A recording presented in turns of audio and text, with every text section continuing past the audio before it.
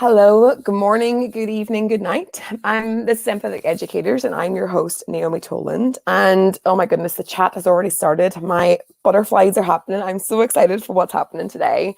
We have Richard Gerver live on the show, and we have international guests from all around the world coming to join us. So let's get ourselves started.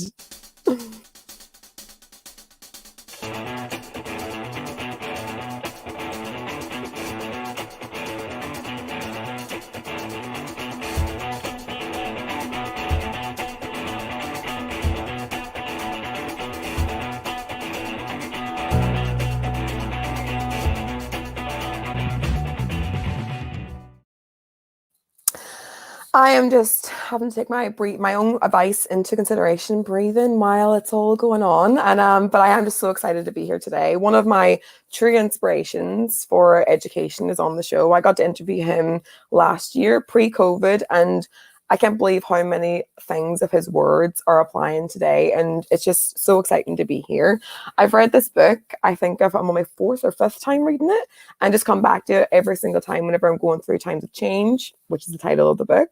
And it just brings me so much joy to have educators on today with the potential of these conversations, because we have people coming in from America, from the UK, from Australia, and yeah, I'm just so excited to have people on board. So before we start, I just want to let you know, people who have been joining in or people who haven't been joining in for the season 3 of Empathetic Educators.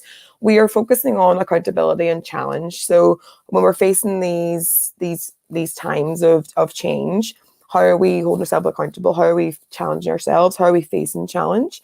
And finding little strategies for that. So just a little overview of the area that we're focusing on today. So without further ado, I am actually going to bring on our co-host who is coming on today for the session. And we have Lauren. Hey, Lauren. Hi. How are you? Oh, I am so excited to be back with you on Empathetic Educators Live. And, I just feel so honored. And you are a true gift, Naomi, to the educational community. So just people in general. We were just talking a little bit before about how we connected. We only connected back in November when you messaged me about the innovator's mindset. And it feels like I have known you for so much longer. Yeah. So you are just an incredible person. And I need to fit this in right now and say that we are blessed to have you with us. The education field is better because of you.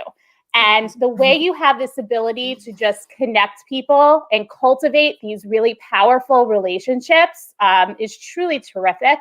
And I believe in being a connected educator, but it's experiences like this that really prove to me that when you find the right network of people on social media, on EDU Twitter, it could be truly magical, right?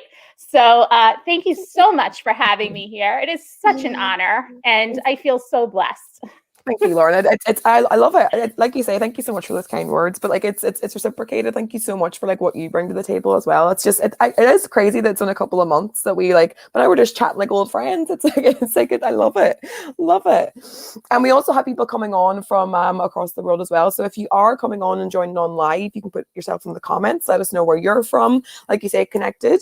So many chats that you've had since our first chat with people who were on, like guests or people who were on the chat. Like it's just so amazing now how we can connect just through these conversations and what can happen after that as well. So if you are coming on live, let us know where you're from and let us know what you're about as well. So without further ado, we're going to put on our guest for the show today, and we have Richard Gerver.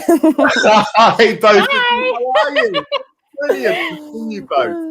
My goodness, just listening to that conversation, the power of connection, of people, educators coming together with a common cause from different parts of the world. My goodness me. I mean, just so powerful, so powerful. So hello, both of you, and hello to everybody, whether it's morning, evening, or afternoon, wherever you are. I'm on caffeine, so things are good.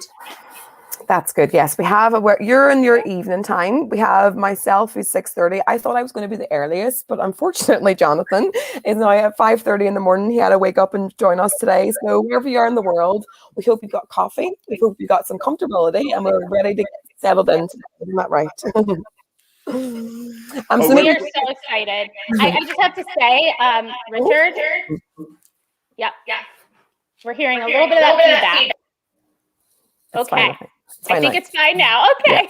Yeah. Richard, every time you speak, I know you live in the UK, but I just have to share this fun tidbit with you. My grandmother, who's actually watching now, is also from the UK, and she has a British accent. And when I was a little girl, I used to speak a little bit like her sometimes because she used to watch me all the time, but she's from North London. And so I don't know, just hearing you, it makes me feel all, happy and warm inside. So I just have to give a shout out to my grandma, because she's here watching. Hi, Grandma. I'm from Northwest London, so we're almost neighbours. Yeah, that's fantastic. And we also have actually someone from Ireland coming in, Paul Coleman. She says, hi from Ireland, just happened upon this on Twitter tonight. So looking forward to hearing the more from Empathetic Educators. And well, if we're going to give shout outs, I'll shout out to my parents who are also watching from Ireland. So hi, Mum and Dad. Hi, Mum and Dad. Yes. And we have to say hi to my mom and dad too then. Okay, all right. Hi, Mum and Dad. Hi, Mum and Dad. We'll never get started. Everyone, Mum and Dad, wherever you are. Yes. And we got Stephanie coming in from California as well. Oh my goodness. Hi, Steph. Cool. So maybe don't know where that sounds. Richard, maybe just give a little introduction to yourself. Say that again.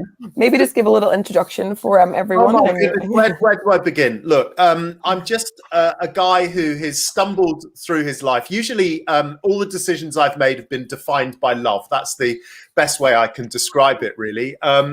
I originally wanted to be an actor, and when I left school, didn't go to university, I got into repertory theatre in London and thought I was going to be Olivier, until I realised quite quickly in that role there was a flaw in my master plan, and that was actually that I was rubbish. So that was anyway. I eventually went to university and was studying theatre and writing and performing and all those sorts of things.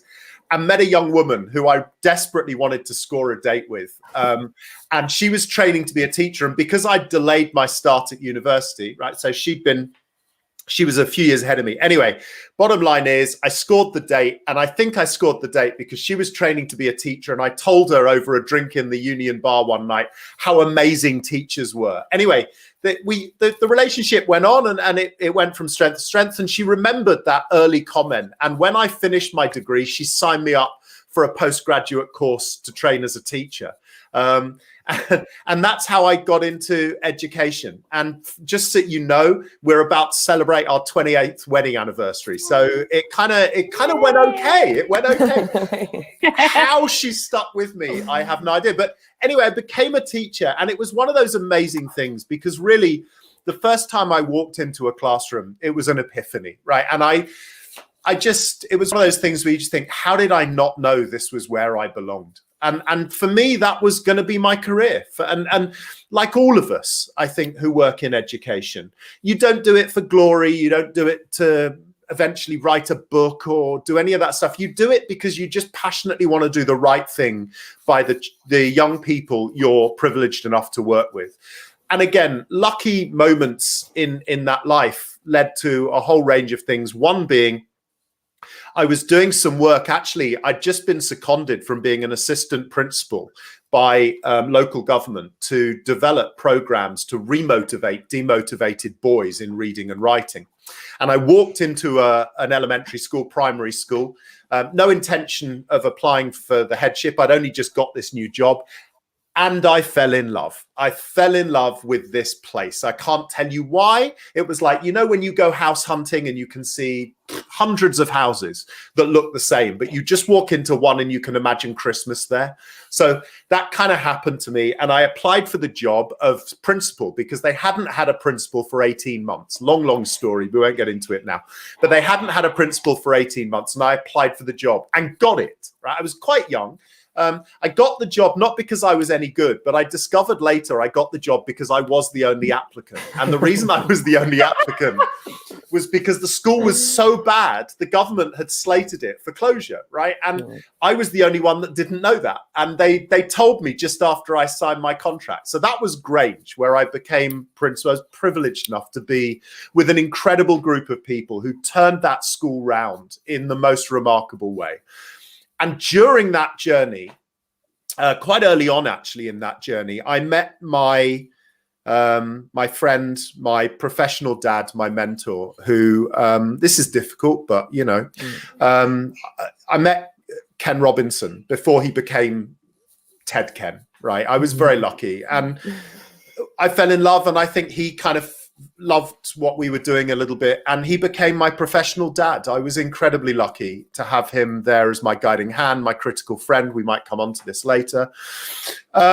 And eventually he was the one that said to me, Richard, you know, you've got a lot to say to the world, and I want you to come and say it with me. And when Ken Robinson says something like that to you, you have to take it seriously, right? So after 7 years as principal, I took the biggest leap of my life, big leap of faith. Luckily, my wife, incredibly courageous woman, who, by the way, is a stunning principal in her own right. She's a school principal in her own name, and an amazing school principal.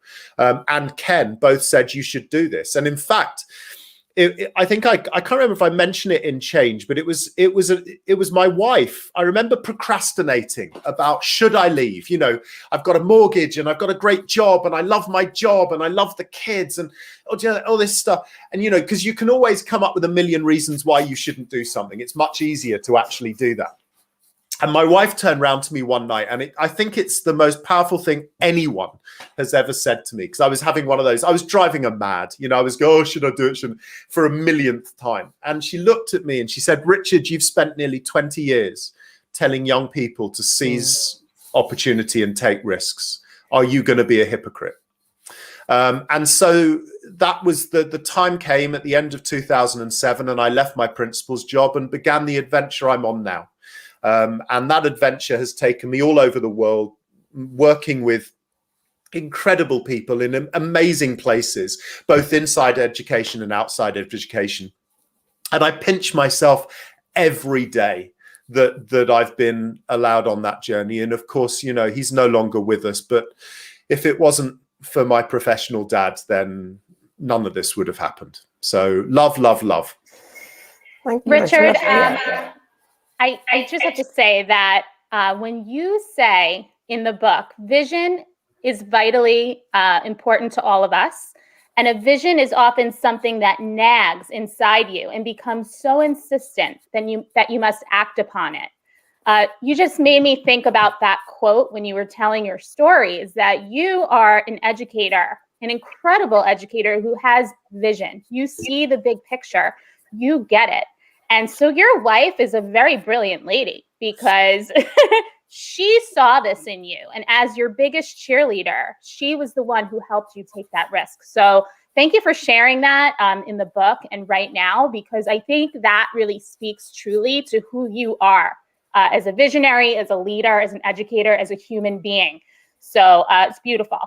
Thank you. I think that's what Stephanie says, is like, you're speaking right from the heart, Richard, take your own advice. And like, I think that's like Stephanie's coming in from shout out to Stephanie, she's coming in from California, and I think that's what like really drew me to your work, is that the way that your wife like put the mirror up to you and was like, what this is what you've been doing, like putting the mirror up. And I think that's what like I found you through actually reading Ken's work. And I think that's like, it's all those connections and it's all those things that actually how you can see yourself in different places. And again, I just love the fact that you're sharing this and the fact that you're here. And I think even just me reaching out to you like last year, you were like, yeah, when and what. And I think it just shows how humble and how amazing that you want just education to get better. And I think that's how we are going to make education better, is like by wanting people to have these conversations, to grow, to connect, to take that next step. And I think, yeah, you're helping some people the way Ken did. You're helping some people take that extra leap as well. So thank you for coming on. And yeah. Thank you so much for having me. But yeah, Naomi, you know, the two things about that just quickly. One is the world has to be about collaboration. And we've been living through some pretty horrendous times over the last decade. Polarization across a whole range of fields, exploitation in a whole range of ways. And the truth is, the world hasn't got better for a single moment of that. And the only way we get better is by collaborating, whether we agree with each other or not, whether we come from the same worlds or the same fields or not. It doesn't matter, because ultimately we all want the same thing. And the only way you do that is through collaboration. And you touched my heart just now, because one of the things that you know, a lot of people, and I'm not going to go on about it all night, a lot of people have said to me over the last few months, you know, how are you honoring Ken's legacy? And I thought long and hard about this. And, you know, there's a lot of people out there now who are celebrating his extraordinary achievement in life in many ways. But the thing for me was, I think my most special memories of him were the evenings he used to bring disparate groups of people together over dinner from disconnected walks of life. And he had that, you know, he had that power and ability to do that. And he would just sit back and smile around the dinner table and watch people's relationships explode into life. And I think for me, that's, if I can honor his legacy in any way, it's to be somehow a catalyst in that same thing. It's just, which is what you two have done so incredibly powerfully, not just tonight, but in everything you do. And I think that is the secret to it all, bringing people together and just trusting the power of collaborative spirit. Well, should that be an introduction to our people coming on today? What a beautiful way, what a beautiful segue into it. Like it is. It's, look at these conversations on the road. And I think that, yeah, thank you so much. I'm so excited. I'm trying to keep my cool, trying to like be all cool, but I am like so buzzing inside. So let's get this started. Let's get this on the road. Lauren, you are going to take yourself away from the screen for a little minute. Yes. And we're going to bring our first guest on. Thank you, Lauren. Bye. We are going to bring on Fiona, is our first guest coming on. And Fiona is coming on. She is from, I went to university in Newcastle, and I found out that she's from Newcastle today, which I'm very excited about. So maybe just introduce yourself, Fiona, let us know a bit about you. Oh, you're on. You have to unmute now. Yeah. Great. It's lovely to see you both. It's so special to be part of this. Thank you, Naomi, for organising this. And hello, Richard. It's lovely to finally speak with you in person, because we do exchange emails and we have been on social media for a long time. But this is amazing, you know, for me to be able to speak with you both and to speak with Richard as well. In the virtual world, it seems to be a lot more virtual than it is real. So this is lovely. This is absolutely great. I've been a teacher for 25 years, and English teacher, language and literature are my passions. And a lot of what I've heard just even in the introductions tonight has really resonated with my story as well. I kind of went on a journey as a teacher after having been a head of English and a director of faculty and so on and so on, and left the profession of the actual teaching in the classroom probably about 11 years ago now, and wanted to go on a journey to learn. And a lot of what I'm hearing tonight is resonating with me, a lot of what Richard says and some of the others that we spoke to before as well. So I decided I wanted to know more about the world and more about what was out there and how this would help schools and help our pupils to be more, you know, healthy individuals, more valued. And I decided to start working on well-being. Back in 2007, I was very fortunate that I went to the University of Pennsylvania. The school that I was working at actually were encouraging us to go and study emotional resilience and children's well-being. And it was captivating. I was so lucky to be taught by so many really interesting and engaging educators over there. So that led me to kind of, I suppose, combine the two, the well-being and the English. And now I deliver creative writing workshops in schools for well-being, for literacy, and to see those pupils' work published, which is a massive boost for them. It's brilliant. It's so uplifting for me to see them and their achievements. And I want to say a personal thank you before we go on with the question to Richard, because he's been so supportive. My creative writing projects are being published in April, and Richard's been really kind enough to write an endorsement for the media for the book. So it's just been brilliant to have Richard's support, because you do doubt yourself when you're writing books, and you kind of wonder when that goes out what everybody's going to think of it. It's putting yourself out there and putting yourself, I suppose, on a more public platform than we might be used to, just being in the classroom, as if that isn't public enough. So it's been a really interesting journey. And when I read about Richard's book here, Education Manifesto for Change, when I read this, I suddenly felt like I was listening to somebody speak who was talking about, yes, we've got the bigger picture, but there's so much that we need to do for pupils that I think Richard really, hits the nail on the head in many of these, all of these chapters in his book. So this is me. This is kind of like, my area of interest. And my questions are about, that as well. We go on and do the questions now. Yeah, go ahead. I didn't even know you guys were that's just a power as well. Let me how connected you were before. Yeah. Fiona's being very humble. It was an absolute privilege to endorse her work because it is really, really special. I mean, it is really good stuff. So people need to look out for it. It's fantastic. Oh well, I put the link into the bio as well, so people can link into your work and see what you're working on too. So yeah, do you want to ask your amazing question to do with this area as well? Yeah. Okay, so it's in two parts. Yeah. That's not because I've got two questions. They are linked. Yeah. Okay, so what are your thoughts on how we can support staff and pupil well-being in 2021? And the second part of the question is, going forward, what long-term changes would you like to see in teaching to mitigate against good quality, competent teachers leaving the profession? I think the two sides of the same question in some ways, Fiona. Really good question. I mean, the first thing for me is, and I've been saying this a lot, not just in education, by the way, but across a whole range of fields, we must not make the mistake of thinking that everybody's lived experience has been the same through the last year. And it's why single strategies or single approaches simply won't work, And by the way, also, whilst a huge majority of people have had horrific experiences over the last year, that isn't true of everyone. Some people actually have had quite freeing experiences in the last year and positive moments. And one of the things I'm very cognizant of is that we don't make people feel guilty for saying, actually, I've not had a bad time.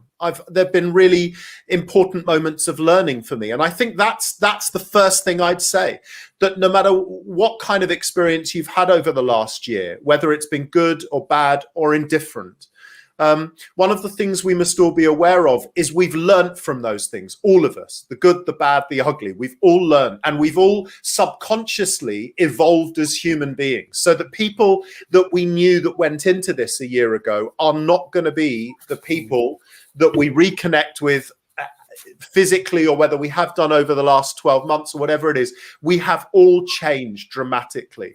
And one of the things we all need to remember actually is every experience you have that challenges you in life gives you resilience. It gives you extra, even if it's subliminal, it gives you extra levels of confidence. One of the things I write about and talk about a lot is the poker chip analogy, that actually every human being walks around with a kind of bag full of poker chips. Right now, people that have really struggled in their lives and come through struggle accrue poker chips, which means that when you're asking them to do anything, whether it's learn, change something in life, be involved in anything, or try and overcome a challenge, the more poker chips they have in the bag, the more likely they are to be able to play the game, right? To gamble. And there are some people in life who are very lucky. They never go through challenge. They never go through real moments of crisis or defining moments of change. And the problem for those people often is they only ever have one or two poker chips. And the weird thing is they're often high performing people. right? Because we often make the mistake of thinking high-performing people have got it all. Look at them. They must be the complete package. And actually, those are often the most vulnerable at times of change and transformation because they've never actually had to struggle. And so what we need to do is first of all, we need to make sure that we all recognize that whatever the lived experience, we've all grown in the last year, that everybody's lived experience is different. And therefore, listening to people has never been more important. Understanding individuals and their context has never been more important. But also, it's really important to highlight to everyone that the last year won't have been wasted. Yes, we may have experienced horrendous loss, but if all we do is look at it as a wasted 12 months, then we're in trouble. And it really worries me, by the way, that I keep hearing about how our kids are the COVID generation and they're finished and their lives are over before they've begun and their earning potential's dreadful and all of this kind of stuff. Because actually, if that's what we keep telling them, that's what they're going to think about. But actually, what we should be doing is flipping that narrative and saying to them, my God, if you were able to come through this and come out the other side, just think about how strong you are. So I suppose that's a very long-winded answer to the first point, really. And the second, just remind me, Fiona, the second point was about how we as teachers move forward and galvanize and it was how are we going to mitigate against good quality and competent teachers leaving the profession? My goodness. I mean, this is going to be a huge challenge. And it's also going to be a huge challenge because I find it extraordinary that in so many sectors of the media, teachers have been vilified, educators have been vilified over the last 12 months. I don't know if it's the same all over the world, but it's certainly been the case in the UK. The horrendous way the media have been talking about teachers and educators in the last year is frankly staggering. They wouldn't dare talk about health workers in that way or care workers in that way. And I think it is going to have a profound impact, actually. I've watched my wife as a school principal this year reach points of total burnout in places because I've never seen her or our colleagues work so hard in my life, emotionally, physically, 24 hours a day, just trying to work out what's best for young people. And I think that we've got to be very, very careful that, first of all, we've got to recognize that we've got to do more now than ever to help all of our colleagues through the emotional turmoil of what the last 12 months has meant for them, the instant on, the whole thing. But the other thing I would say is, as a profession, we need to feel less vulnerable and remember that every year there are international research polls done on the most trusted professions. Ipsos Mori produced the most famous one, which is called the Veracity Index. They publish it every year. And every single year they ask the public about most trusted to least trusted professions, about 30, I think, professions, maybe more. And every single year, teachers have come in the top 2 or 3 behind only doctors and nurses, right? And just so that people know, journalists come next to bottom, politicians are bottom. So we just need to sometimes remember, as a profession, we are way more trusted than we believe we are. And actually, one of the things I think we need to do is take ownership of that and have the courage and confidence to push our values more, to stand up for ourselves more. Because one of the biggest problems over the last year, but more than that in our profession, is if you feel like a victim, if you feel like you're being reactive all of the time, first of all, it's exhausting physically and emotionally, and it's soul destroying. And we can't wait for somebody to come along and give us permission. That's never going to happen. We can't wait for the knight in shining armor to come riding over the hill and to wave a wand and make everything better for us. And actually, the hard truth is we as a profession have to take control of ourselves, but we have to do it knowing that the reflex of 99% of the population is to trust us, believe us, and get behind us. I love it. I think like I said, we're going to have to move it as well as and I think just what you're saying at the minute is that it goes back to the theme of this season of accountability. And I think it's accountability for ourselves, but also accountability for the people, like you say, even though journalists are at the bottom of trusted, they are almost the one fueling the mistrust as well. So it's accountability for the people who are actually putting out the information that's actually happening, because if we're looking at all these places and trying to get support, and I think like that's what Debbie just said there now, is that's why forums like this are so important, because it gives us a global support system to reinforce that what we are doing are right. So where are we looking for our reinforcement? Are we looking to the media, where that might not be a good place to look at to get ourselves support? We need to look to each other and say, this is what's happening, this is what's going on, we can do this and we can move forward together as well. So it's accountability for ourselves, yes, take ownership of moving forward, but also people need to realize that the words matter, and what they're saying does make us feel things as well. So yeah. Can I just add to that, Naomi? Sorry to interject. It's why, as a profession, I am so passionate about us stopping the unnecessary polarization that you see sometimes on social media. It's so pointless and so energy sapping, because whether we come from a traditional perspective or a progressive perspective is almost irrelevant, because the truth is we all passionately care about our children. And therefore, what we need to be doing is putting all of our energy into finding that common ground. Okay. Love it. Love it. Love it. Love it. Love it. And thank you so much for Fiona for coming on and asking your questions. Is that like your little takeaway? And then we'll move on to the next segment. But do you have a little takeaway from that? I do, and it reminds me of a conversation I had last summer with a friend of mine who is a psychologist, and she was describing that to be healthy, happy individuals, one particular theory is called the ACE theory, and ACE, as the acronym, stands for achievement, connectedness, and enjoyment. And I think that we need to give teachers in schools that. I think we need to allow them that balance, exactly thirds for each of them. And we need to have wellness in schools. Wellness isn't taught in schools, and it's kind of the intrinsic thing that we need as human beings to be able to access learning. I have huge respect for people in schools who teach, personal, social health education. But wouldn't it be amazing to see that was actually something that we were actually trained to do, and that we had educators in school who were there for the pupils, there for the staff, and that we had wellness as a subject in schools.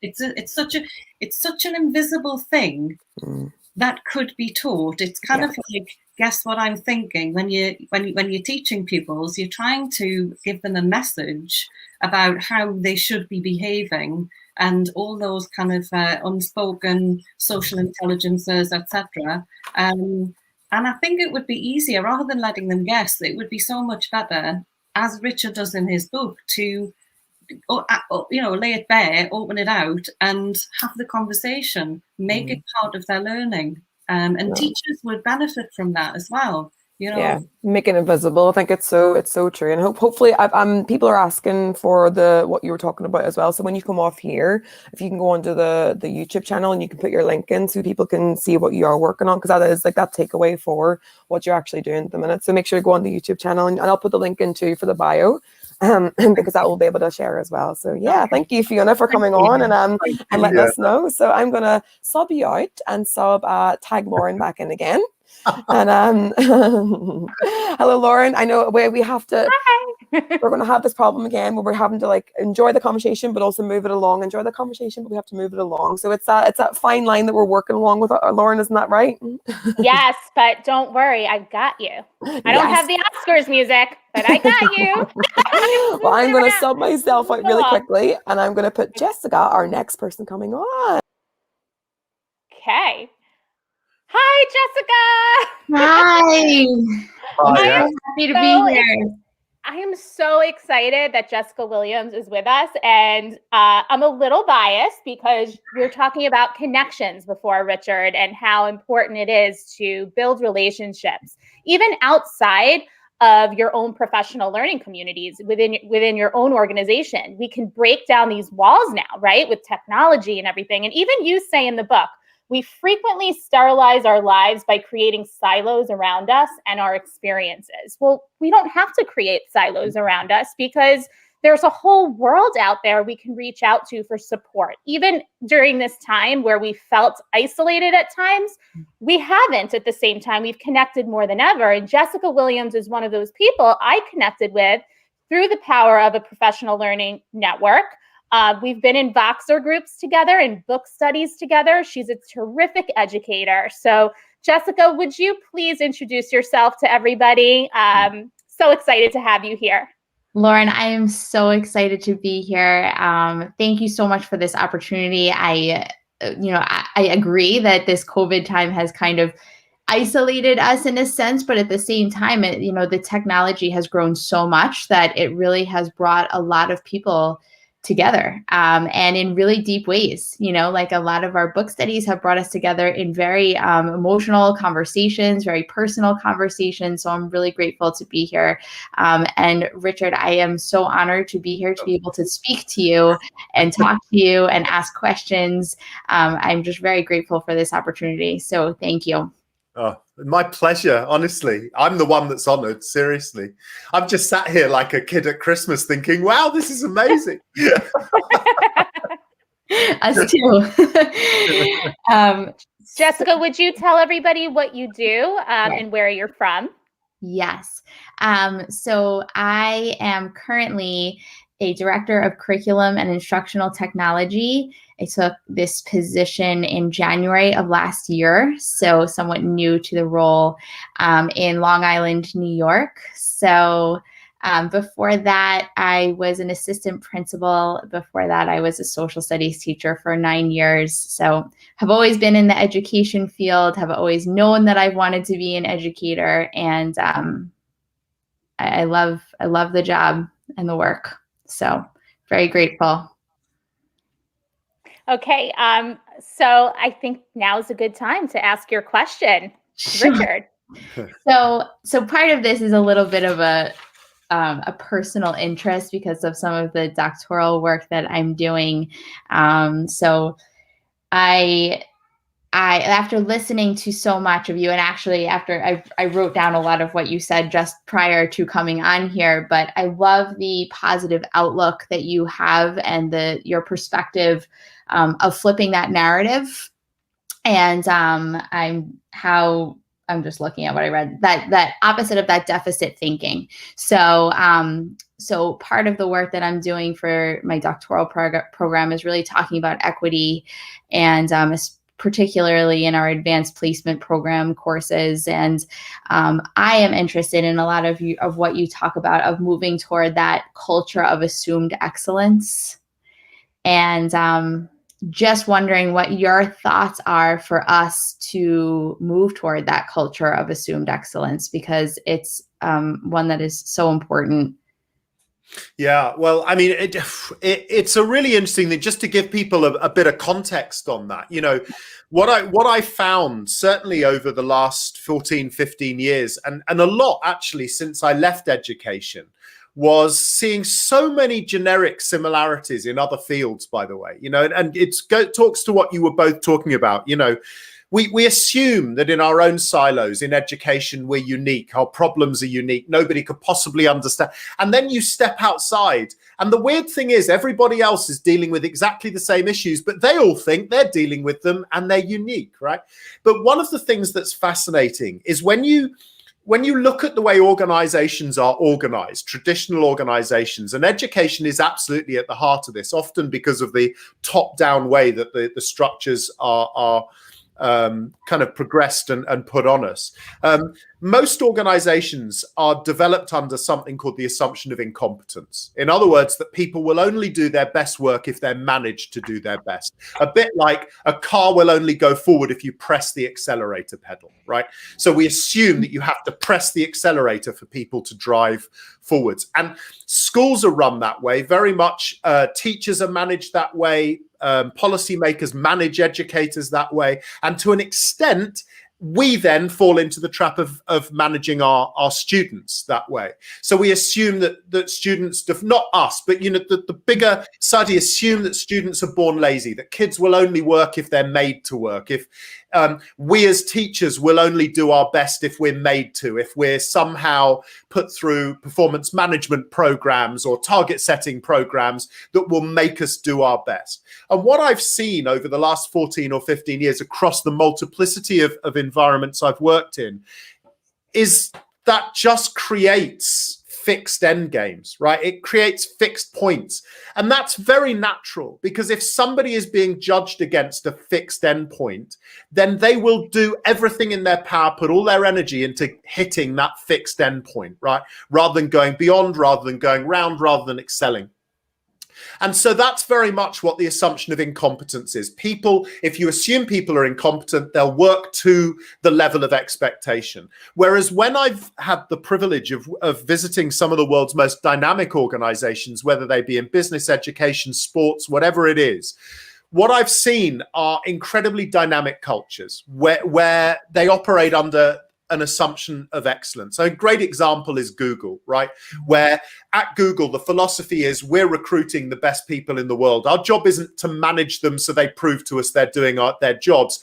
Our job is to create the facilities and the arena for them to excel. That doesn't mean you don't hold people to account, by the way, but what it means is everyone doesn't have to prove their worth before you give them their freedom. It's the other way around. Everyone has their freedom, and you only manage them if for whatever reason they're struggling to perform to expectation.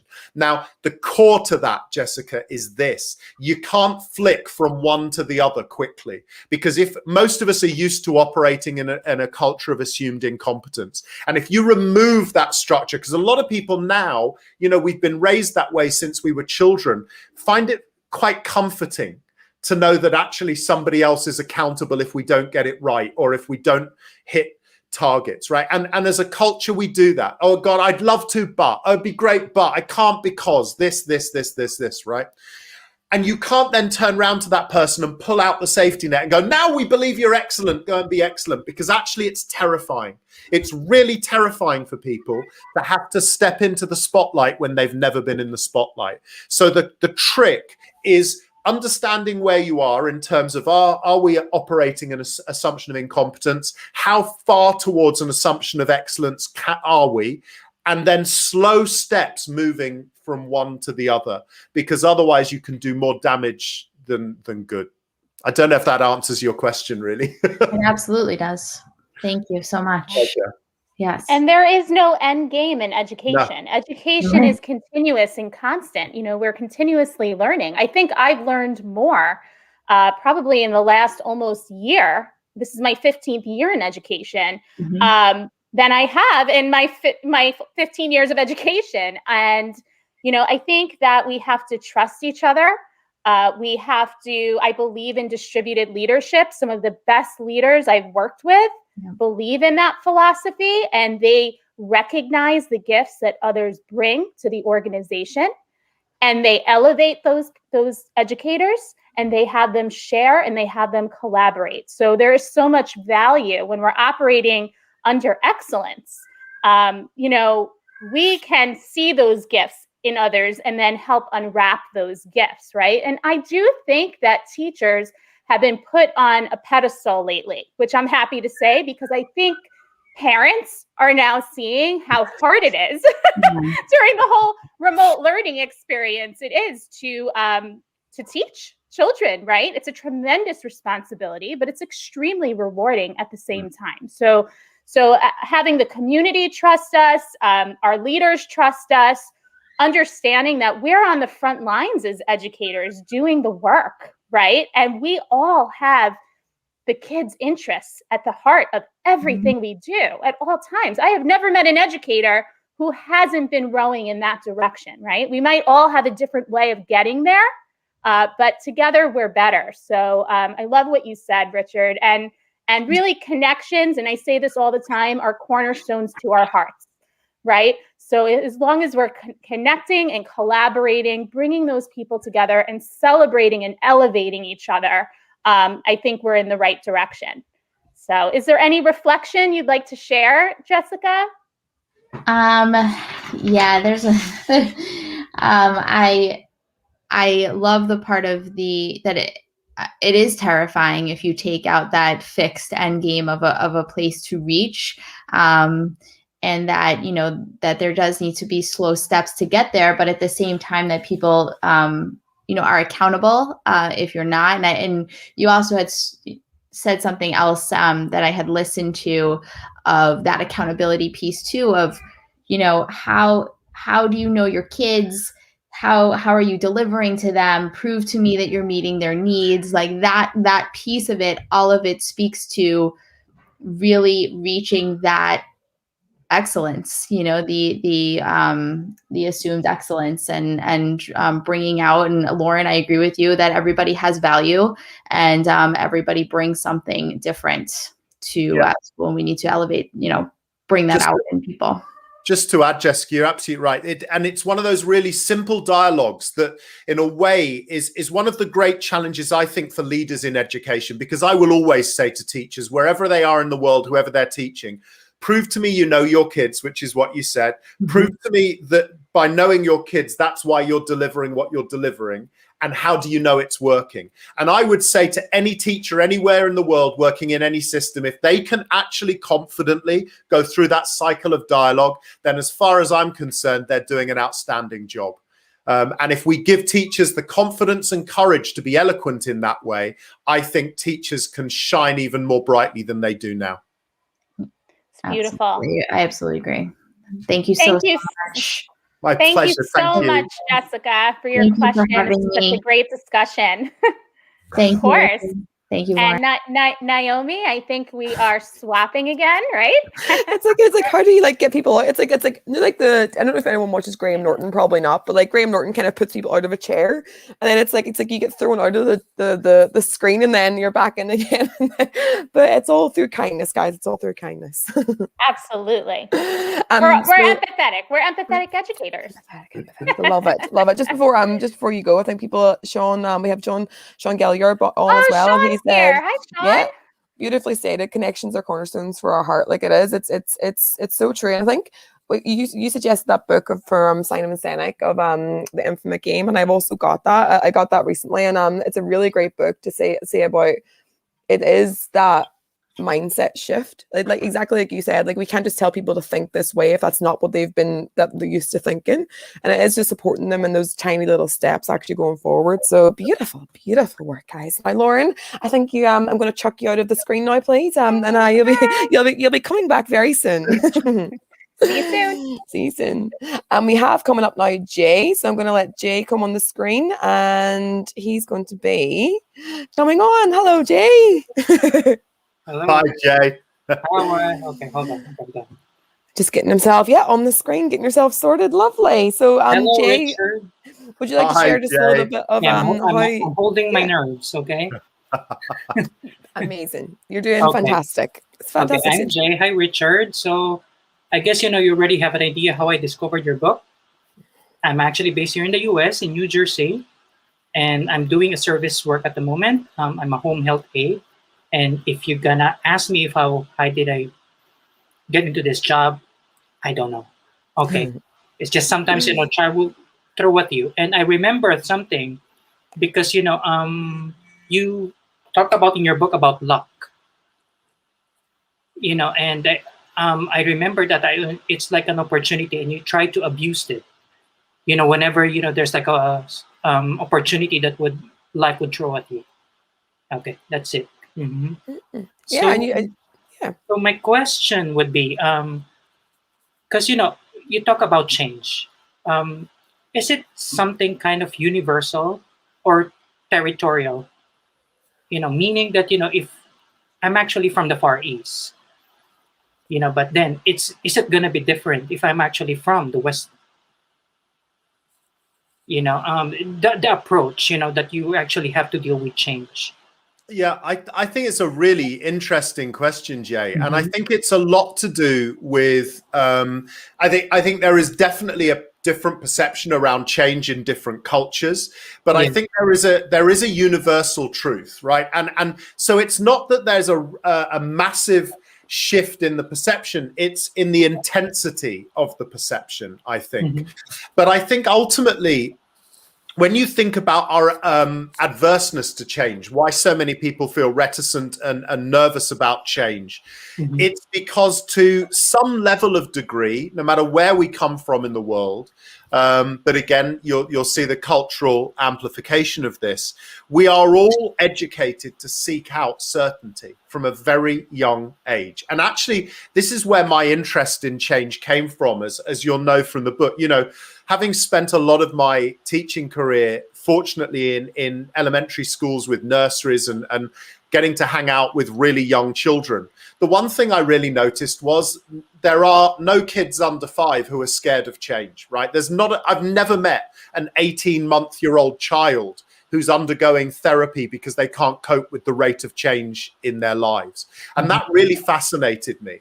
And also in the same institution, in the school, the people who were most nervous about change were the adults. And actually, often the older the adults in the institution, the more nervous about change they were. And to an extent, it comes back to this thing that we are, from a very young age, educated to seek out certainty. So before 5, we celebrate children when they ask stupid questions and make mistakes. You know, you think about, as kids, we build tower blocks out of wooden blocks, right? And they fall over because the tower block fails. What do? We laugh and we clap and we get down on our knees and we build another one. So kids are taught actually that pushing themselves to the point of failure is a good thing, because that's the point at which you learn something new. And I've got that saying, right? You learn nothing new by getting something right. You only ever learn something new from the point of a mistake or the realization you don't know something or you can't do something.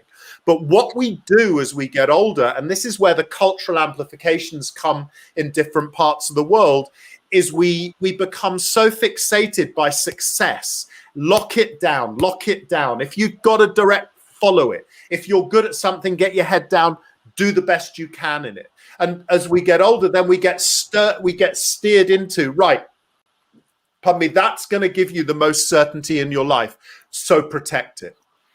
And what then happens is, when things start to change, or your instinct says, actually, I'm really not happy in this direction of my life, or something horrific like COVID strikes and shifts everything, we find it really hard to deal with, because we weren't educated to deal with change and uncertainty and new directions. We were taught that the currency of success was locking everything down and certainty. And so I think for me, the perception is the same, the intensity is different. But the key to all of that is to go back to that inner 5-year-old, right? And say, well, hold on, you know, what makes a 5-year-old so extraordinary and capable of dealing with change? Well, it's their curiosity, right? It's their ability to have their head above the parapet. You know, you referred, before you asked the question, to the quote I give about luck. You know, we're all lucky to an extent. It's whether A, we can spot the luck, and B, we have the courage to do something with it in that moment. And I think it's that idea that we spend so much of our lives just with our heads down, running fast to keep up and maintain what we have, that we rarely look up and see the scenery and the opportunity. And I think for me, the heart of it, wherever we are in the world, is to fire your curiosity. And in those moments where you feel under pressure or locked down or suffocating, that's exactly the moment to go, right, I'm going to start asking some stupid questions, lift my head above the parapet and just see what's out there. Mm-hmm. Interesting. And I think Jay, I think you bring up a different perspective, obviously, because a lot of us are educators here, but I think like exactly what we're talking about at the minute is change is universal, changes across the board, changes across. I think that what you shared about you finding the book in the Philippines, but then like moving over to America in Bangkok. Toland, yeah. So like, do you have any takeaways from that in your sphere? How has that book impacted you in that space, and what Richard's just said? Yeah. Mm-hmm. And it's actually the magic of the book, and I'm very prone to that kind of experiences, you know. And but then again, you know, that luck would just strike you for just like 10 seconds, and you have to really acknowledge it, because you know it won't happen again. Mm-hmm. And it's actually one of the best things that could happen to you. And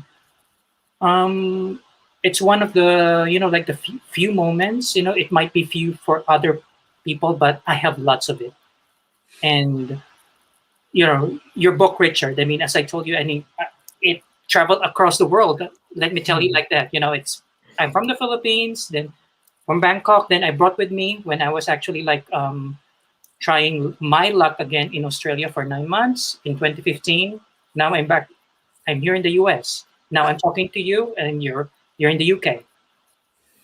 Yeah. It's I love that. really amazing. Yeah, I mean, it's unbelievable, and actually, you're testament to that, Jay. You know, because you are one of those people that is clearly constantly, abundantly curious, and as a result, you've made some significant leaps and changes in your life and grown just extraordinarily because of it. And I think, you know, that's the really interesting thing for me. I go back to this thing about, you know, I remember hearing this when I was training to be a teacher, and I don't know how you make a percentage of it, but I think the sentiment is really powerful. I remember one of my lecturers saying to me one day, you know, we learn somewhere between 70 and 75% of everything we learn in our lives before we're 5. Not content and knowledge, but if you think about it, most of us learn to walk and talk, to understand body language, vocal intonation, facial expression. We learn to make sense of the physical and sensory world around us, right? Why? Because we're constantly questioning, we're constantly interested, we've got a deep hunger for the new, and we're constantly exploring. But as we get older, those qualities become rarer and rarer. And I think one of the things to celebrate with you, Jay, is you still have that childlike quality, and that is absolutely meant as a compliment.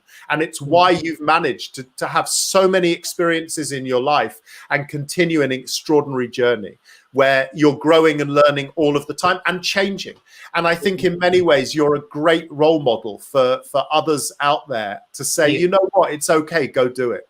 Yeah. And one thing, you know, I think the key why I did everything this, you know, it actually applies to everyone in the world. I mean, it's really important, you know, you actually mentioned it to your books.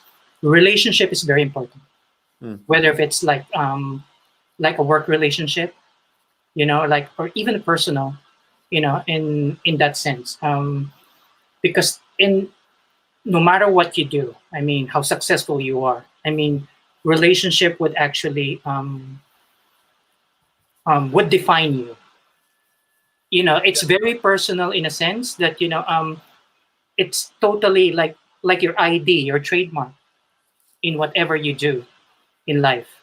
So I think that's kind of, you know, like a universal thing. And you mentioned it to you, but very briefly in your book, I remembered it, you know, like a relationship, you know, but I guess it's one of the untouched, you know, but then it's like the sense of smell, you know, we actually like see everything, you know, but we kind of ignore sometimes, you know, that kind of, you know, but it's actually the relationship with other people.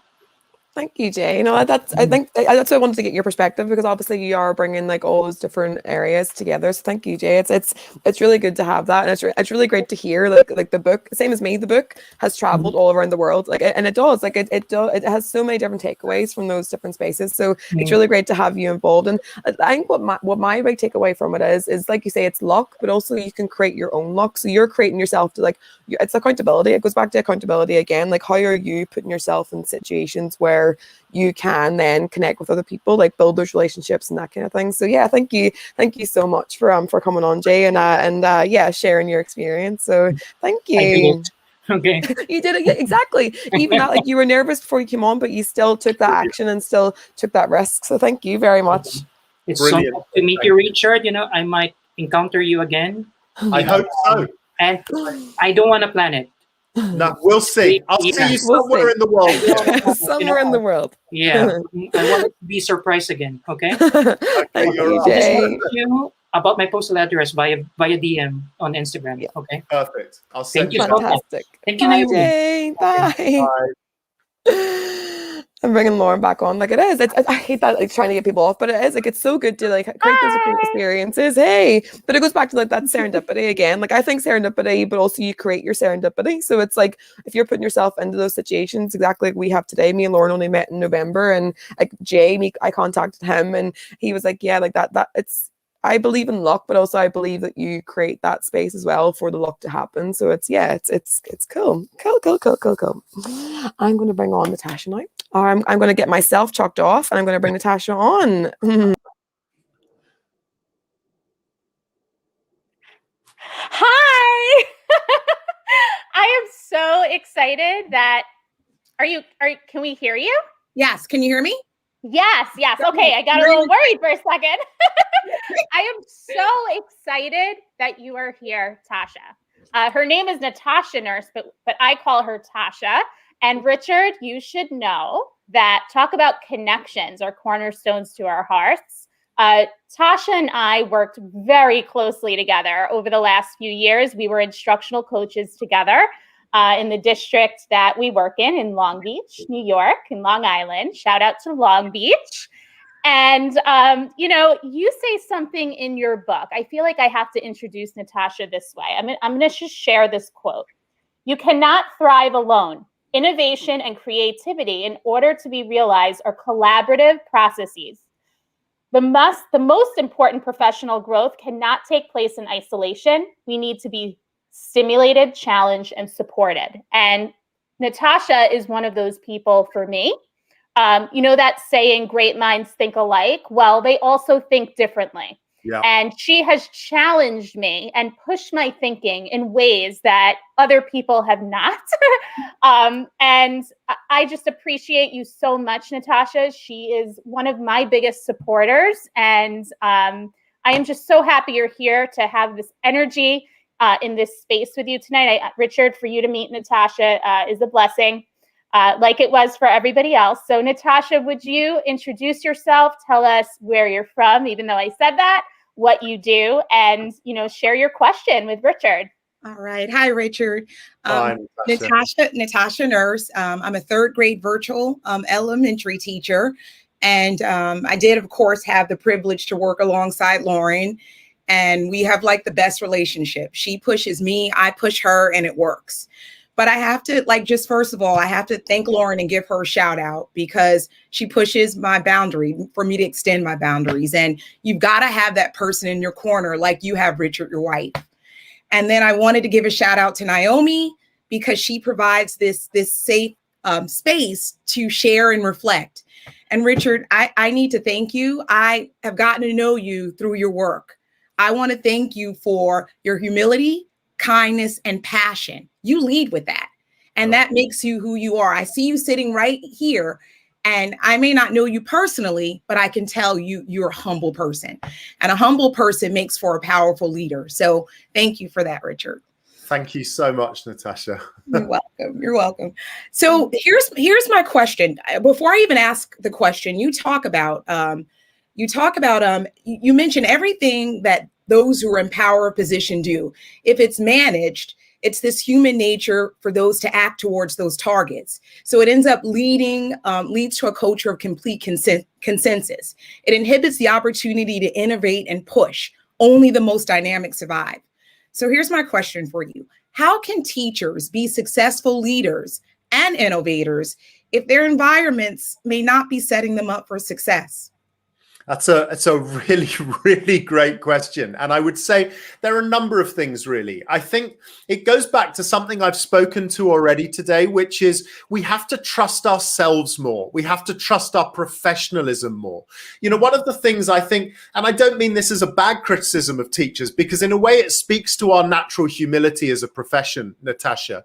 Our default setting, I think, as teachers, because we care so much, is to believe we could be doing it so much better. We almost don't trust our own professional integrity and our own experience. And a lot of us are knocked off course really easily because we see somebody else doing something brilliantly, or saying it more eloquently, or writing about it in a way where we think, oh my goodness me, that's just so much more profound than I could ever be. And I think for me, the really important thing as a profession, and certainly as a leader in that profession, is to encourage teachers to trust their instincts. When we drill down, and we were talking about this off air, right, before we came on, when you drill down into teaching, there's so much wonderful stuff we can learn about the art form of teaching. And there's so much stuff out there that's being churned out all the time. Some of it for me is more complicated than it needs to be. But when you strip back what it is we do, it's about human relationships. And human relationships comes from the beauty of instinct, and it comes from your own lived experiences, and it comes from your ability, therefore, to interact and generate relationships and perspectives with new people. And I think sometimes one of the great things as a teacher is to say, you know, there are always going to be reasons why we can't do stuff. There are always going to be constraints in our way, but the art form is to find those moments. Let me tell you very quickly a story. I'm looking at Lauren. I hope she's not going to cut me off. There's a very quick story I'll tell. I can't remember, you have to forgive me, it's my age. I can't remember which book I tell this story in, but I have a friend, and you should all look him up later. His name is Sebastian Foucault. He's the founder of parkour, or free running. He is the coolest human being I've ever met. And just for those of you that might not recognize the name or parkour or free running, if ever you saw the first Daniel Craig James Bond film, Casino Royale, he was the bad guy in the opening sequence, leaping off cranes and jumping off buildings. He is incredibly cool. He was also in Madonna's live tour in 2009, Confessions or something. I hate to think about it. He's sickeningly talented. I hate him. Anyway, I remember asking him about parkour, and he said, it's not a sport, Richard, it's a mindset. And I said, well, where did it come from? He said, when I was a child, I grew up in a really poor immigrant population north of Paris. He said, we came over from the French West Indies when I was a very young child. Typical story of an immigrant family coming over to Europe, found themselves in this horrific environment.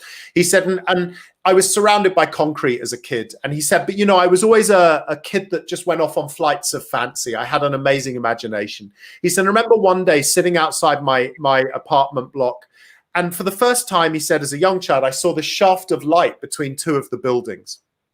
And he said, I sat there for what must have been an hour, and I just lost myself in this fantasy of where would it take me if I actually went through the shaft of light, if I went through the gap between the buildings.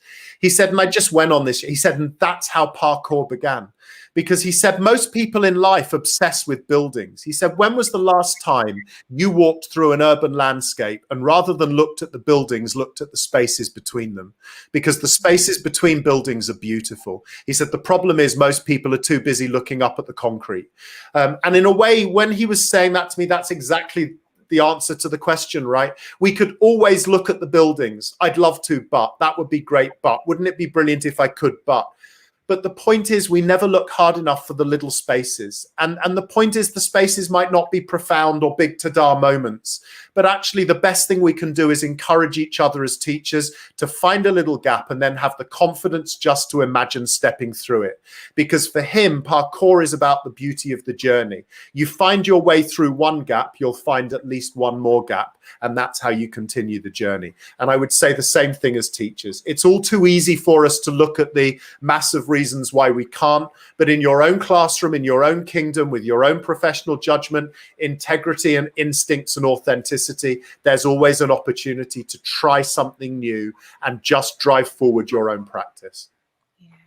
Oh, wow. Thank you. Trust your instincts. Trust your instincts. I appreciate that response. And I love what you said to Jay. You said he has that childlike quality. You do too. So I guess that's what keeps the energy alive and the zeal to keep making it happen. Yeah. I appreciate you, Richard. Thank you so much, Natasha.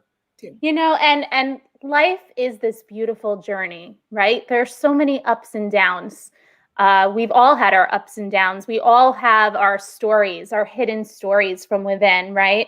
And you look at people sometimes, and it's interesting because in Tom Murray's book, Personal and Authentic, he actually talks about the hidden story. You don't know what somebody has gone through to get to this point. And when you talk about the spaces between the buildings, it just made me connect to that because you see an exterior of somebody. We're all just a shell, right, of what's really in our hearts inside, right? And I really, truly believe that the universe has set us up for certain things that happen in our lives, certain significant moments in time. And sometimes when we're in them and we're experiencing these significant moments, we don't understand why we are. And then down the line, everything kind of connects for us, right? Like puzzle pieces. Putting those little puzzle pieces together to see that big picture. So I think, Richard, it is so beautiful to recognize those spaces in between and then, create our own stories. And we have the power to write the rest of our stories. We can choose our paths, right? So we do have to trust ourselves a little bit more, be kinder, be a little more patient, right? and know that we can count on each other in this beautiful field of education that we're in. So, Natasha, did you have any other takeaways before we let you go? You know, the biggest thing is to continue, and you speak a lot about this, Richard, take risk. You hear it all the time. I mean, I love when you talk about Gary, Oh. you know, and then you're so humble. You say, well, he didn't say that. I'm the one who encouraged him to take off and do what he's doing now. And that's what makes you so special. But that story about Gary, that it just shows you how important education is. And even though you speak about that pendulum, you remember the pendulum, right? We have to keep pushing. We have to be a part of those other Garys out there and play a role, and just understand that even if we can't make this big change, a little change is better than no change at all. So I appreciate where you're coming from. Thank you. Absolutely. Yeah. And people should, the Gary, we all have a Gary. Every one of us have millions of Garys. And we remember, all it takes is putting a finger in a pond and the ripples start. And we have no idea where those ripples go, those tiny interactions. And actually the point of that story was that, you know, it's the smallest things that can make the biggest and most profound difference. And by the way, the last thought I'll make on that is we also need to remember to trust our instincts, because instincts don't come out of nowhere. Our instincts are actually born out of our lived experiences. And that goes back to what you were saying, Lauren, about the hidden story, right? Our instincts aren't just frivolous. Sometimes we're made to believe instincts are frivolous, and they're not. They're actually deeply subconscious, and they come from our lived experience. So they are based on our inner wisdom, and we need to learn to connect and trust that more. Okay. Awesome. Thank you. On that note, that was so beautiful. Thank you so much, Natasha, for your very profound and necessary question, and for being here. And we're going to bring Naomi back. Right. Thank you, Richard. Thank you, Lauren. Bye, Natasha. Bye. Oh my goodness, how beautiful is that? Like whenever I seen that question, I was like, there's like so many great questions, but I love the way they kind of weave into each other. Like there's so like the way like Jay was talking about relationships, and that fed into like the conversation with Natasha as well. Like it's just, they all do kind of feed in. But also the very thing you said about the poker chips at the very start, Richard, about that idea of children come with that curiosity and those poker chips that they can play. And it's almost like we need to keep adding to those poker chips rather than taking away the poker chips, so that we can look for those spaces, look for those relationships, and support people in their growth, and instead of stumbling towards going backwards. So yeah, it's love how it's all weaving together, guys. Thank you. So we've got our last guest coming on today, and Lauren, thank you very much for your takeaways, but you are out of the screen. And the power, Richard, the power that I have. I'm just, you're kind of getting off on that, Naomi. It's worrying me a bit. Hey, Jonathan. Hi, Jonathan. Good morning or good evening. Morning. Well, no, it is. When I realized that it was your 5:30 in the morning, I was like, oh my goodness, I thought I was the earliest of them all. But yeah, thank you so much for coming on. Give us a little introduction to yourself, and let us know a bit about you. Well, firstly, thank you very much for the opportunity. If I'm really difficult to hear or anything, it's internet difficulties. I do live on a farm out in regional WA. So yeah, it's just hoping the wind keeps the 4G at bay. And thank you very much for the opportunity. Richard, you might not know this, but I actually sat at a bar listening to you talk to some friends a couple of years ago. It was at the Positive Schools Conference that you spoke at in Australia. And after the conference, you and Helen Street and a couple others were just sitting there, and I sat probably about 2 meters away, just absorbing and just listening to it all. So yeah, it's just the inspirational story, I think, of definitely walking into a school, falling in love, and seeing what change you can make. That really stuck with me, which is why I'm out here. So I do live in regional Western Australia, and I'm currently a principal of a district high school, so about 2 hours east of Perth.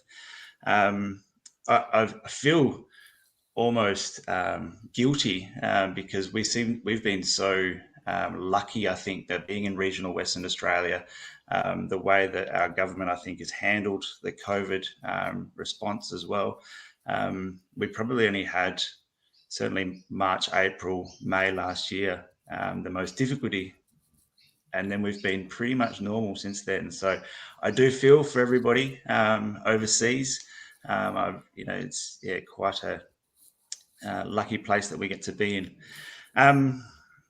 Moving us is that's a bit of an intro to me. But yeah, if I want to move into my question, that'd be really good. Yeah. I think it's really nice just before you move on. I think just you sharing like that story about like you.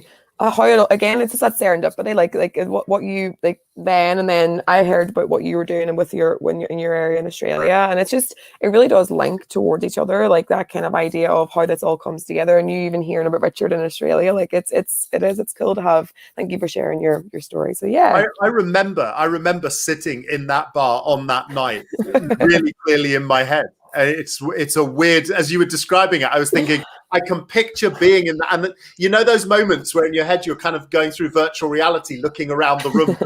Where was Jonathan sat? But it's the most, I remember it like it was yesterday. But I think primarily because it's probably one of the last times I got to travel anywhere, frankly. Yeah, so go ahead and ask your question, Jonathan. It goes back to another keynote speaker I heard at another conference, and the keynote speaker actually said, the greatest lie we tell our children is they can grow up to be whatever they want to be. And as a teacher at the time, I was teaching low socioeconomic kids. It really burnt me, I think, to hear that we do tell our kids they can grow up to be what they want to be. And this particular speaker was saying that wasn't the case. But then as I've moved into admin and into positions of deputy principal and principal, the more we're sort of having those discussions by saying, you should choose these courses and you should go down this path.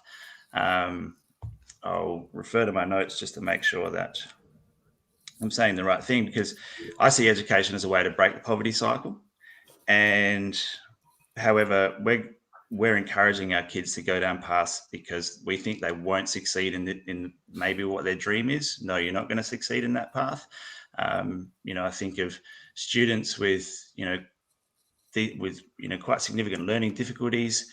Will they achieve at university? We don't think so. We're going to encourage you to go to a different way. And it's challenging me. It's really challenging me. So my question, therefore, is, while we're talking about empathetic educators, is it more empathetic to let kids dream and then learn how to fail? Or is it empathetic to encourage a pathway that they're likely to find greater success? Wow, that's what a profound. Well, God, talk about leaving a profound question to the end, Jonathan. My goodness me. And there's a number of things I'd say to that. And actually, in a minute, I'm going to reference back to Natasha's, because I don't know how many people will know my Gary story, but I think it would be really resonant. So if it's all right, in a minute, I might just tell people very quickly that story. But actually, one of the things I do passionately believe, Jonathan, is that it is our job to. I do think it's important to help our kids to dream. And I'll try and qualify that for you. And particularly, like you, I spent all of my career working in schools in areas of social deprivation, different contexts, but all of them were areas of profound social deprivation. And of course, one of the things we've got to remember in those areas, which and those people listening who have worked in those areas will know, is those kids do not have, we know it almost goes without saying, they don't have an equal opportunity. There is no equality of opportunity. And interestingly, in COVID, in places around the world where it's really hit education, that has been amplified beyond belief. Not just, the lack of technological access, but the lack of access to books, the lack of access to, having a family that'll go and do things with you and stimulate your imagination. Simple stuff that some of us take for granted, going to a beach or going to a museum or a theatre, anything, right? A sporting event. And so when I'm talking about, first of all, helping our kids to dream, I think one of the things we have to do is try and find a way to compensate for those kids and give them experiences. We've got to allow them to have experiences like going to sporting events, going to arts events, reading, having access to great books and all the rest of it, right? And access to conversation and debate and discussion. We have to make those things happen. There is no way on earth we can promise children something that they can't achieve. In the same way, actually, we shouldn't do it to kids that come from privileged backgrounds or middle class backgrounds. But what we do have to do is help kids to dream. And the way I describe it to people is I think one of the great privileges of being an educator is that, first of all, we help our kids to dream. And then our job as educators is to convert the dreams into aspirations. Now, aspiration is not about giving false hope. But what it is about saying to a young person, if something captures them, right, they go, my goodness me, I've just read a book on space. I want to work in the space. I'd love to do something in the space industry. Then our job as an educator is to put the rungs on a ladder which show them there's a tangible way to meet that aspiration. And that is the learning. That's the skills. That's the knowledge. That's the stuff we have to teach them. But we're still not promising them anything. First of all, we've given them a dream. Then we're saying, and by the way, if you take on board these things, you have a chance to climb that ladder. We can't tell you you're going to get to the top, and we can't tell you're going to get there at all, because actually it comes down to you. It comes down to your mindset, your courage, your confidence, and your desire to make that happen. And just going back to Gary, I think that's where all that came from. So Gary was a child in my first ever class, and he was a kid with profound special needs. In an era, tragically, it shows how far we've come, thank God. But it was in an era where kids were just kind of cast off as not clever. And, you know, it was like, he's got needs, but just... And I remember the teacher handing that class over to me, said, oh, he's never going to pass any exams, but if you keep him happy, he's a lovely boy. I mean, that just sums it up, right? So I had low expectations, and I'll try and keep this as... He was in my first class. In the first week of my first year in my first class, we had a charitable event, right? Where the whole school was raising money for an orphanage in Romania. And on the last day of the week, the kids were going to come in not in their uniform, because as many of you may know, in most UK schools, kids have to wear uniform. And this is, by the way, a definition of why democracy doesn't work in the UK, because fundamentally we're stupid. Because on the last day of the week, right, we made kids pay to come in their own clothes. Now, no one ever questioned that. That sums up why democracy is in crisis in the UK.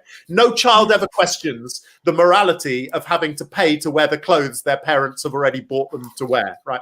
But anyway, so it's a way of raising money. So kids were putting a few pennies in a tin. I got to Gary's name on the register, and that was the point at which each child would... And he didn't come up with a few pennies. He dropped his entire money box on my desk.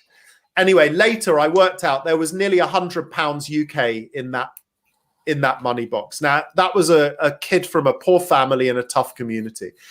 And I phoned his mum and said, you can't let him give. And she said, you have to take the money. And she said, trust me, Mr. Gerver, I've been teaching my children that she was a single mum with 2 kids, an older daughter and Gary, teaching my kids, if they want anything in life, they have to earn it. Then they're not going to get anything for free. They have to earn it. And Gary's wanted a new bike for about a year. So he's been saving his money for birthday and Christmas. He's been going out doing chores for the neighbors, washing their car, doing their shopping, doing their garden. He's saved about £100. But he said the other night, he said to me, we were talking about it, he said, Mum, please do not make me buy that bicycle. I would never enjoy riding it knowing where the money could have gone, right?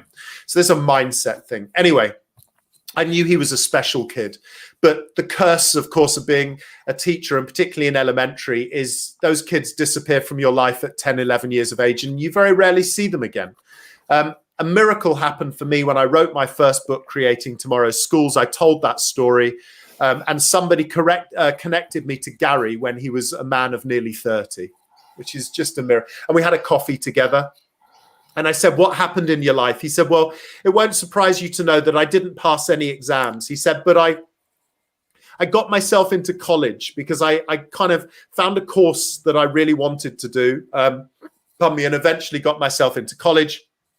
I got through the 2 years at college, And then I really knew I wanted to start my own business. So I went on another course which ran on Saturdays for a whole year. This is an 18-year-old kid with profound difficulties who was jobbing during the week to earn the money to get him to pay his way through a course on Saturdays for a year. So what happened at the end? He said, I started the business I still run today. I said, what is it? He said, well, I saw a gap in the market when I was in college. I said, yeah. He said, I specialize in personal fitness training for people with physical and mental disabilities. It's like, oh my God. And then I said, and what do you do in your spare time when you're not working? And he did that thing. You know how people who don't work in education say to people in education, well, I don't get holidays. It's the moment you hate them, right? I don't get holidays. And I said, oh, right. Okay. He said, but I do take December off, because he said no one wants to get fit in December. He said, what I do is I use the profit I've made from my business through the year. I've made a connection with a community in West Africa. I go out to West Africa every December and I just work with the community to help them develop things that I have expertise in. And I'm like tears in my eyes. And I'm remembering this kid, you know, struggling as a 10-year-old child. And I said to him, my God, Gary, how? He said, well, do you remember I had a teaching assistant, Mrs. Smith, and she was an amazing woman. She'd been with him through the whole journey. I said, yeah, I do. He said, well, every time I used to get frustrated when I couldn't do something, she'd turn around to me, calm me down and say to me, Gary, remember, the only person who can be responsible for you is you. And he said, that's been my mantra through my whole life. And I remember sitting there and just being stunned by this remarkable man and thinking to myself, you know, he was probably the least likely to succeed if you looked across the normal parameters. And yet I can't think of a child I've ever taught who has done more, achieved more, or been more. And I think the key for me is therefore help kids dream, help them build the ladder of aspiration, and make sure they reinforce that they are actually responsible for their own destiny, and then give them the tools and courage to help them do it, because then they can all attain like Gary, no matter who they are or no matter what their background. Sorry for the long-winded answer, Jonathan, but I don't know if that restores some faith in what you do. Oh, absolutely. I could, you know, we go through our whole careers just hoping for one Gary, I suppose. But, you know, Gary's just an amazing story, I think. But hopefully all the kids, I suppose, that come through our schools, we want to have that slight impact. What I really loved about your story actually was, for me, it's not just the teacher in the room. It is the education assistant. It's the lady in the front office. It's everybody in the school that's contributing to these dreams being achieved for these kids. So yeah, it's a story that certainly, I think, well, it certainly touched Naomi, and I think it's touched all of our listeners this morning. Yeah, it's a brilliant story. And so, yeah, thank you so much for sharing. I think for me, like, the reason why I am is like you saying that, it's so weird. I remember being my first year feeling like exactly what you just said there now about not really, oh, deepers. Like not knowing like how you, like, the system wasn't helping the kids who I wanted to get. And like that's why I got your book. Like, that's literally, like, I was like, this is what, like, I the way, like Jay said, it was serendipity that like I stumbled upon the book, but I was searching for these answers and trying to see, like, empathy. Like, that's where the empathy comes from, is I want to meet these kids where they are, and why should they not deserve to be wherever they're going to be. I think that's why I really loved your question, Jonathan. Whenever I seen it, I was like, how can, like, dreaming is great, but you have to have the tools to get there. I think it's not the either or, it's the and I can't even believe me looking back in my first year teaching, probably crying for different reasons, and being so stressed and being so just despair of not really knowing how I was going to get to these kids and how I was going to personally be set up for success. And I think I just love that I'm here now talking to the person who inspired me and having like conversations with people who are trying to get there for these kids. Because it's not that we don't want to set them up for success and set them up and say you can do whatever you want. It's that practical optimism to say we can do it, but we're optimistic we can get there. But how, the practicalities of how we're going to get there. And I literally have goosebumps on me right now. The reason I got so upset is because I remember reading that story being like, that's it. Like, we can. And it might not be that we get every single kid every single time, but we can. And I think thank you so much for sharing that story. Thank you. Thank you, Jonathan. Thank you, Naomi. Thank you, I don't know what to say. I mean, really, it's just the greatest gift that we have. And we can't give up on those children, and we need to be. And it's one of the things I wrote about in the most recent book. We have to be optimists, because if we're not going to be optimists for their futures, who are? And that's the truth. But you're right. It's not blind optimism. And that's what education is. It isn't blind optimism. It's giving reality to that optimism. And that, in essence, is what gets us out of bed every morning to do the jobs we do. Love it.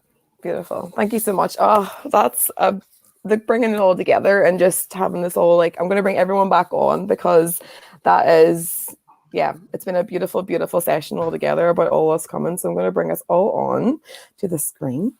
And oh my goodness, I'm just so proud to have you all together. And like I said, I couldn't even imagine you telling that story, me reading this book 6 years ago, 7 years ago. And now we have people from all across the world sharing their journey and getting inspiration from Richard, but also getting inspiration from each other. That's what is great, is having people who we can look to for their books, and then having conversations about what we can achieve as well. So thank you guys.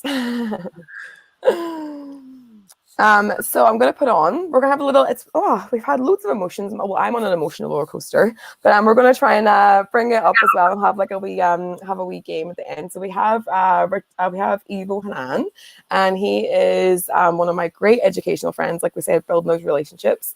And he's going to ask a little, would you rather? And we're going to have a little think, and then we'll have a little chat about what we want as well. How's it going, everyone? So I've got a quick question for you. Would you rather have unlimited international first class tickets, or never have to pay again whenever you go to a restaurant? Choice is yours.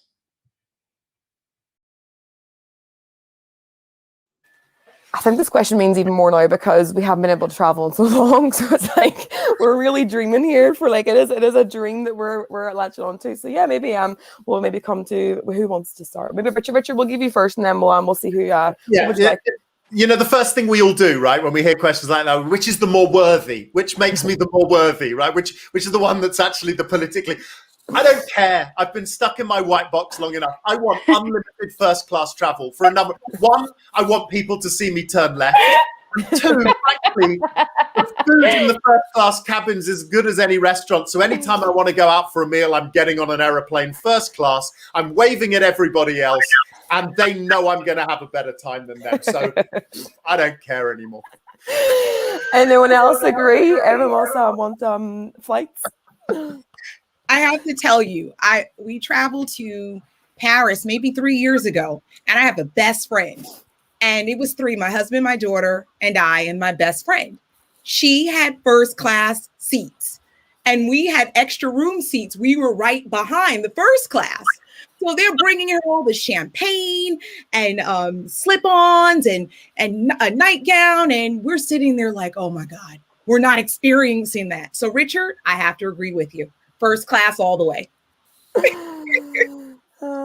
Anyone else would like the meals, or are we all on the flights? I'm flights as well. Anyone else want the meal? I'm on the flights. I'm sorry. I am dying to go somewhere else right now. I don't even care if it's first class. I'll sit in coach. I just want to go. So me too, Lauren.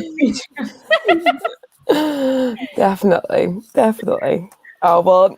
That's a little bit of fun to end the show. So thank you guys for coming on. Like I said, it's just, yeah. So I'm really hoping that we can continue these conversations, continue these chats. All the people who were involved in the comments as well. Like you can still contribute, even if you're watching this not live. You can still go on, have a little put a little comment on there, and continue the conversation as we go along. So thank you for all just coming on, and maybe some like last words from Richard and Lauren, and then we'll close the show. Oh, well, I mean, from me, first of all, just thank you. Honestly, I'm no different to anyone else here, anyone else listening, anyone else watching. I'm just someone who fell in love with teaching, became a teacher, wanted to be the best teacher I can, and then through luck and moments in my life, I've had the incredible privilege to experience things. And now I hope that I'm still an educator, and what I'm doing is helping people connect the things they wouldn't necessarily get the chances to connect. So for me, it's an unbelievably humbling experience, honestly, to see that a book I wrote in a little room has made a profound difference to one person, frankly, has made my year. So thank you all so much. I'm speechless, which for me is very rare. But you know what? I started with love, so I'm going to finish with love. Whether I've met you or not, I love you all. Seriously, you're amazing people doing amazing work. Thank you. And that's beautiful, Richard. And you're so humble. And I think that's why I fell in love with the words in your book and everything you're saying tonight. But I started this conversation talking about Naomi. So I'm going to go back to Naomi. And I want to thank Naomi for being the person you are. I think when you were brought to tears before, that's who you genuinely are on the inside. You are one of the most authentic, beautiful, lovable, compassionate, sincere, empathetic people I have ever met. And I am blessed to know you, and I appreciate you bringing us all together in this space and introducing me to new books, new ideas. And you're right, Richard, we are all just people who are trying our best. You know, some of us are writing books, some of us are writing blogs, some of us are enjoying other parts of life. You know, we all have gifts to share with the world. And I appreciate every single one of you. And I appreciate every educator who's making an impact on the lives of children every single day. Because Jonathan, what you said at the end is that every person in an organization is important and we need to value their roles because it takes a village. And we're all rowing in the same direction to influence and impact children. That's why we're here. Children are at the heart of decision-making at all times. So thank you again, Naomi, for this opportunity and for this experience tonight. Thank you so much. Thank you, Lauren. And my co-host, my fantastic co-host, who's my co-host last one and this one. Couldn't have done it without you, and having all these shared experiences is just fabulous. So I feel like we're actually at the Oscars. I'm like, I like playing this person. But it's just a bit of fun as well. No, thank you so much, guys. And I think if anyone is watching and if anyone is interested in what we're actually doing to find out more about it, we have been looking at Richard Gerver's sessions along the way in his book, and we've had George Cohost on before, and we have Barbara Oakley coming on next season as well. So you can subscribe and you can find out more about empathetic educators in that post as well. And we also have a little chat going on later on today, our final chat looking at Richard Gerver's book, talking about relationships. And I will be feeding through the conversation that happened today, little quotes from this into the conversation as well. So if you want to join in at 6 p.m. Japan time on Sunday, but I'll put this out on Twitter too if you wanted to come on and continue the conversation that we're having now at the minute. So thank you for everyone involved. And yeah, what a beautiful way to spend the day. And yeah, so thank you guys. And I'm going to put our little outro on, and we will see each other later. Bye. Bye.